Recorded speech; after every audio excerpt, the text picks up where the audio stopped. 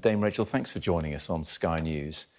Let me just read some names to you. Thanks, Victoria Clambier, Peter Connolly, Daniel Pelker, Shania Chambers, Hope Smith, the Barris brothers, Logan Mwangi, Star Hobson, Arthur Labinio Hughes, and now Sara Sharif. And they're just the ones we can name amongst the dozens of children who, in the past couple of decades, have been killed or hurt in their homes where they should be safe.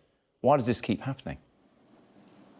Look, first of all, tonight, the first person I want to think about is Sara, her little broken, tortured body, and the horrors that were inflicted on her, and how the safeguards, the net of safeguards that were meant to protect her, failed her. She's been totally failed, as were all those other names. And what I'm not going to allow tonight is anyone to say, lessons need to be learned, we need to do a review, we'll look into what we need to learn. No.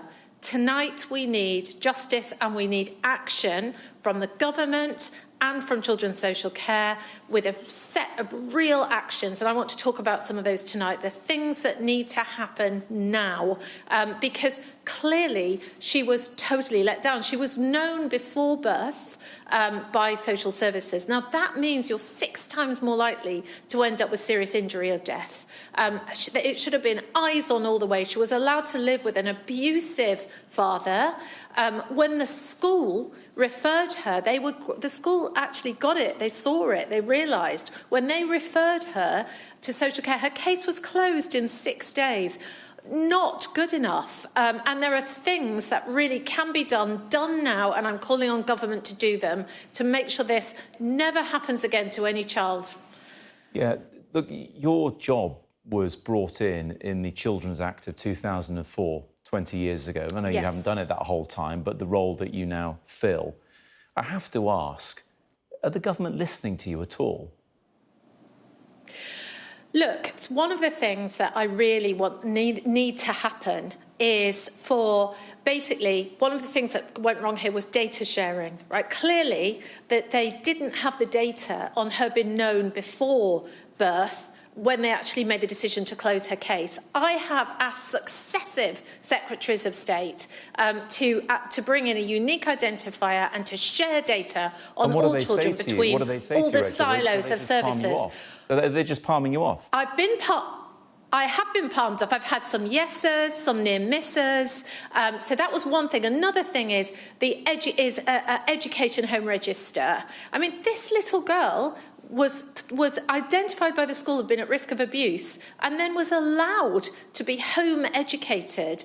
No child at risk of abuse should be home educated, and we should have a home register. I've raised that with successive secretaries of state. Yes. Now, both of these things have been put into, we argue strongly for them, are in the manifesto. There's a Children and Wellbeing Bill the government are going to bring out shortly. They need to be in there, and I am not going to be palmed off. Both of those things need to be in that bill. And, you know, if Sara's life means anything, if we're going to get justice for her, those things will protect children. They need to be done now. We've seen today Sara's father, her stepmother, been found guilty of her murder. So justice has been sought there to a degree. But what about the social services missing so many obvious signs to protect this little girl and all those other children I listed at the start of our interview?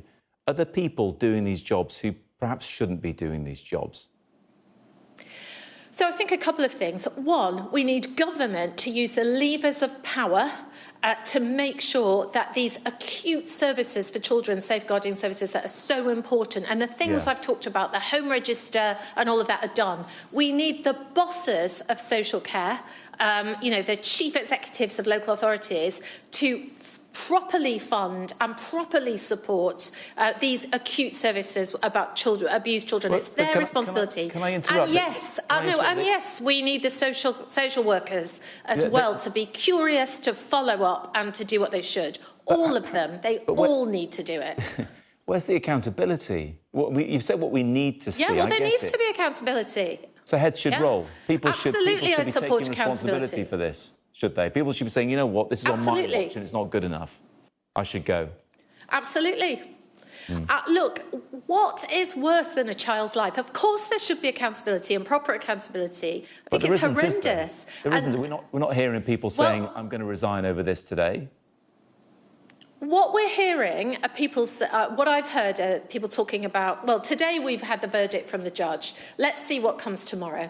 Let's see what comes tomorrow. Because this was the death of an innocent child. Look, be under no illusion. It was a wicked, father and stepmother who should, have cared for that child, who killed that child. But I absolutely believe there has been failure in the services that should have supported her, and absolutely there should be accountability. Look, as I said before, it was the Children's Act of 2004 that came in because of what happened to Victoria Clambier at the hands of her, I think it was her great aunt. Indeed, yeah. At the time, and her great aunt's partner. And everyone missed it. Yeah, everyone missed it. But you think about all the children that have died needlessly in the meantime. I know you've had these conversations before, Rachel, and keep having to have them. What is wrong with us as a country that we allow this to keep perpetuating? There will always be people who are wicked and harm their own children and vulnerable children. That is sadly a fact of life, but we have to be better at stopping them, and we have to be better at taking these children away from them and giving them the stable, loving homes that they need. I'm not just worried about that whole list of names that you've read out. I'm worried about the children now who are at risk and who have been missed. And this needs to be a #1 priority, and I'm hoping to see the government and everyone out prioritising this, now that this heinous case has had justice and the murderers have been named. Now we need real change, real action and real accountability, and the services need to be better. Dame Rachel De Souza, Children's Commissioner for England, we really appreciate you coming on the UK Tonight this evening and talking to us about this such an upsetting case.